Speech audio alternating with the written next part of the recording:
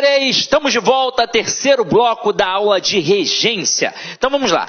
Nas duas primeiras partes a gente trabalhou a parte de regência teórica. Então trabalhamos a regência verbal e a regência nominal.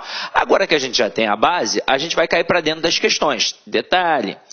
Sidney, tive dificuldade em um ou outro tópico, um ou outro verbo. Você sempre vai ter dificuldade se só visualizar uma única vez a aula. Como é que você faz para poder aprender cada vez mais e mais? Você vai repetir o processo. Quanto mais você estuda aquele assunto, mais você aprende. Essa é a técnica do verdadeiro concurseiro. Todo dia vai estudar. E quando terminar aquele cronograma que ele tem, ele não pode parar. Ah, já estudei tudo, pronto e acabou. Não, tem de voltar e estudar tudo de novo.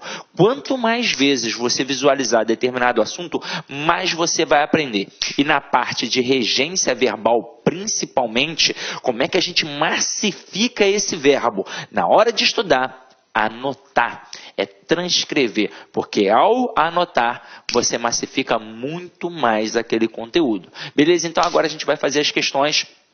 Afinal de contas, a gente aprende praticando. Então vamos lá. Olha a primeira questão aqui, ó.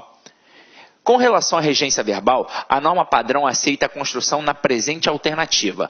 Antes de fazer a questão, vou mostrar uma parada bacana aqui para você, ó.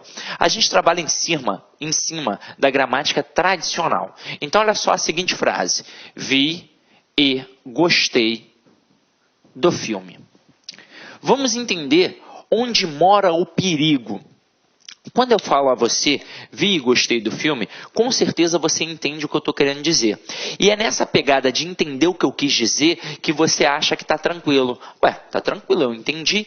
Afinal de contas, a língua tem como princípio básico a comunicação. Então, se no dia a dia eu falo isso aqui e você entende, acabou. Não tem necessidade de mais nada. O problema é que no dia a dia a gente utiliza o português cotidiano, o português informal. E na prova do concurso público a gente utiliza o português padrão.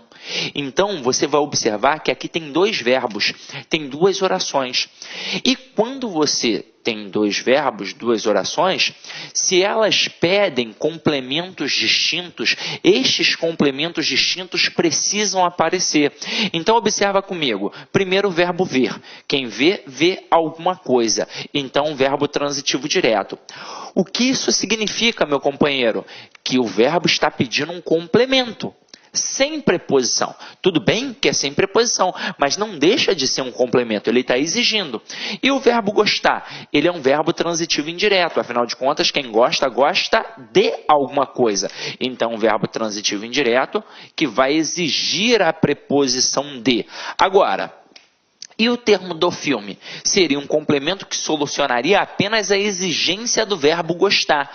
Caramba, cadê o complemento do verbo ver? Não apareceu.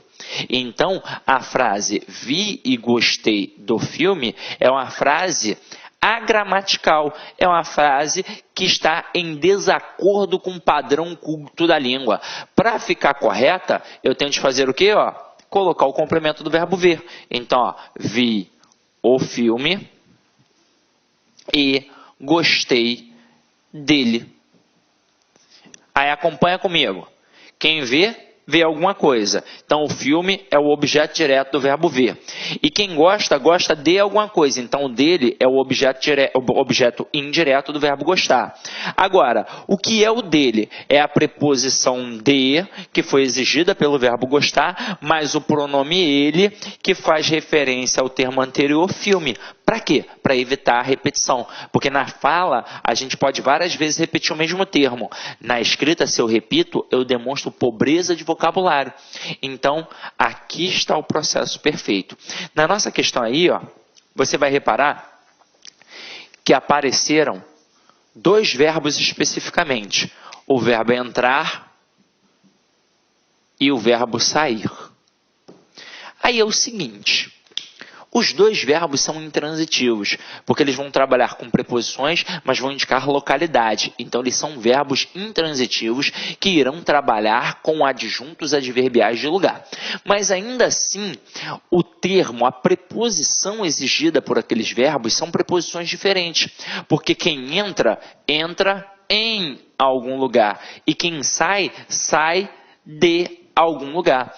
Então o verbo entrar vai trabalhar com a preposição em e o verbo sair vai trabalhar com a preposição de. Então olha para a questão aí comigo, ó. A grande pegadinha aqui da questão era fazer o cara marcar a letra B. Com certeza o avaliador quis isso, porque o aluno vai olhar, ó, entrei e saí de casa. Ué, é assim que eu falo no dia a dia, então tá certo. Mas quem entra, entra em algum lugar e quem sai, sai de algum lugar. Então o gabarito da questão é a letra A. Entrei em casa e dela saí. Dela quem? Da casa. Então, ó, quem entra, entra em, quem sai, sai de algum lugar.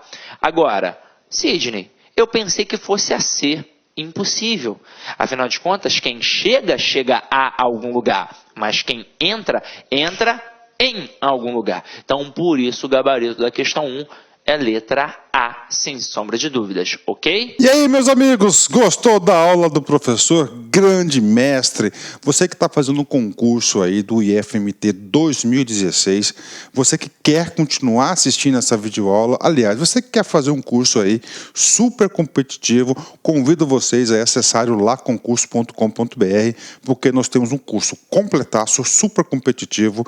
Nós aqui do LAC estamos dando uma atenção super especial a esse certame, por quê? Porque o nosso QG aí, a nossa base do LAC Concurso é de Cuiabá, Mato Grosso, e todos os concursos de Mato Grosso aí, nós damos uma grande atenção para vocês. A gente vai fazer um grande upgrade, porque nós queremos aí ter a maioria absoluta dos aprovados no IFMT 2016. Tá certo, meus amigos? Mais um recado para vocês. Você quer esse material de apoio do professor? Então vai lá, acesse nosso site, laconcurso.com.br, clique em documentos, você pode fazer o download, ok? Então espero vocês aí estudar conosco aí no LAC, são 116 aulas do nosso curso completaço IFMT 2016. Espero você. Tchau, tchau. Clique lá.